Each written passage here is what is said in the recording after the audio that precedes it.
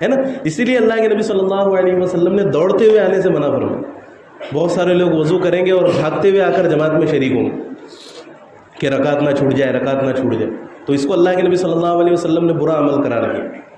تو اس لیے اس کی بھی ممانعت ہے کہ بھلے ہی رکعت چھوٹ جائے، جماعت چھوٹ جائے، لیکن بھاگتے ہوئے مت آؤ. وضو کرو اطمینان سے آ کر صف میں شریک رہو. اس میں بہت ساری حکمت ہے.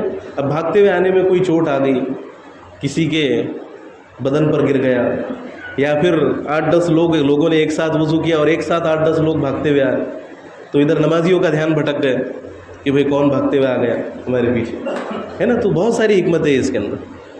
تو ان چیزوں سے پرہیز کرنا چاہیے. اور ایک چیز یہ ہے کہ نماز میں جو ارکان ہم ادا کرتے ہیں با جماعت نماز میں، تو بہت سارے لوگ ایسے نظر آتے ہیں کہ امام قومے میں کھڑا ہوا ہے رکوع کے بعد، اور یہ سجدے میں بھی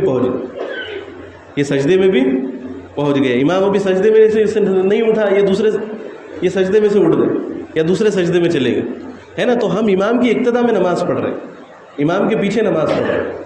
تو امام کے پیچھے جو نماز ہو تو اطمینان کے ساتھ نماز ہونی چاہیے، ہے نا. جب امام اٹھ جائے، جب امام سجدے میں جائے تو پھر ہم سجدے میں جائیں، جب امام رکوع میں جائے تو پھر ہم رکوع میں جائیں.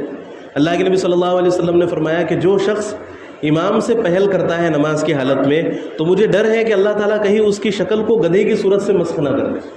اللہ تعالیٰ اس کی شکل کو گدھے کی صورت سے مسخ نہ کر دے. اب علماء نے اس کی مختلف تشریحات کی کہ ہو سکتا ہے اللہ دنیا میں اس کی صورت ویسی بنا دے، یا ہو سکتا ہے اللہ تعالیٰ قیامت کے دن اس کو گدھے کی صورت دے کر اٹھائے، قیامت کے دن اس کو گدھے کی صورت دے کر اٹھائے. تو ان چیزوں سے ہمیں پرہیز کرنا چاہیے.